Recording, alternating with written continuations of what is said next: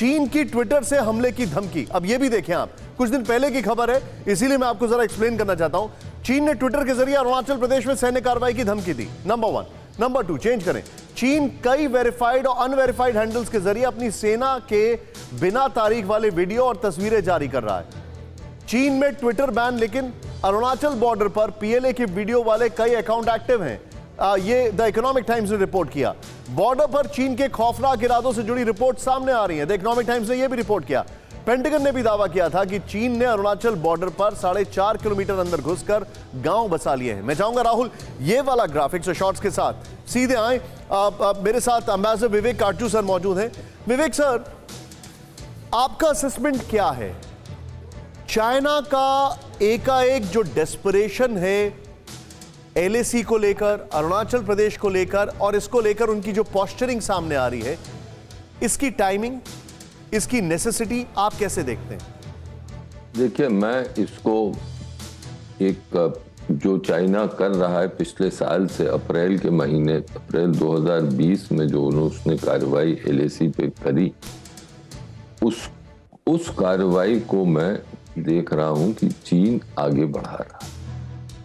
हाँ, चीन कुछ लचीलापन भी दिखा रहा है अपनी नीति में, लेकिन उसका उद्देश्य साफ हमें भारत को प्रेशर में रखना, और एलएसी पर जो एक अंडरस्टैंडिंग थी, चीन ने ये साफ कर दिया है कि उस अंडरस्टैंडिंग का वो पालन अब नहीं करना चाहता। इसलिए उसने एक प्रकार से, जैसे अंग्रेजी में कहते हैं, it is put the ball in India's court.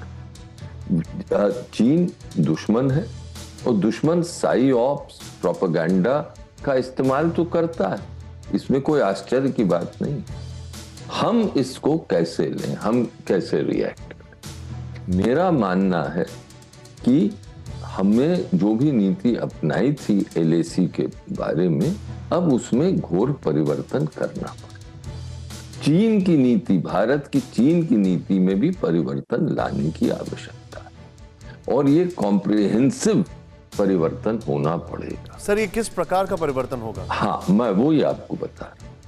अभी तक भारत सरकार ने जो भी एलएसी पे कदम उठाए हैं, उसकी सराहना करनी चाहिए। हमने और हमारी फौज ने बहुत मजबूती से चीन को और दुनिया को दिखा दिया है कि भारत चीन के आक्रमण को किसी तरह से स्वीकार नहीं करता। लेकिन और जो क्षेत्र है उसमें तो अलग ही बात है। हमने कहा कि हम आत्मनिर्भर बने, लेकिन आंकड़े तो, हमारे जो व्यापार के आंकड़े हैं, वो तो ये दिखा रहे हैं कि चीन के साथ भारत का व्यापार इसी दौरान, जबकि चीन का आक्रमण हमारे ऊपर सबसे ज्यादा बढ़ा है, कम नहीं हुआ। हाँ, ये अवश्य है, ये भारत सरकार ने कुछ अच्छी नीतियां अपनाई हैं, उनके कई जो उनके ये इलेक्ट्रॉनिक जो ऑपरेशंस थे उनको बंद किया है, तो वो सब ठीक है। लेकिन अब ये वक्त आ गया है कि हम ये कबूल करें कि हमें आगे बढ़ के चीन का मुकाबला मजबूती से करना पड़ेगा, और देश को कॉन्फिडेंस में सरकार की कि देखिए, अब ये स्थिति, अब अगर हमें कमर कसने की जरूरत है तो हम करेंगे। हमें कोई संकोच नहीं है। भारत एक मजबूत देश है, सरकार मजबूत है, तो ये वार्तालाप साइऑप्स और प्रोपेगेंडा का खाली एक ही काट होती है, निशान, और वो होती है सरकार और देश में एकजुटता, और जितना हमारा राजनीतिक वर्ग है और सामरिक वर्ग है, उसकी एक दृढ़ता, और उसके लिए वार्तालाप देश में आवश्यक जी।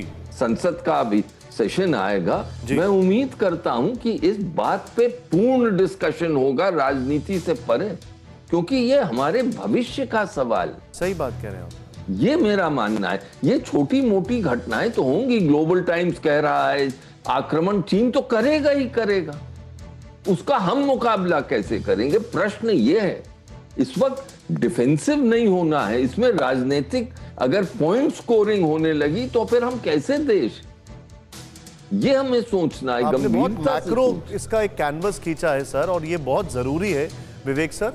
परवाह देश की, सोमवार से शुक्रवार रात 10 बजे TV9 भारतवर्ष पर।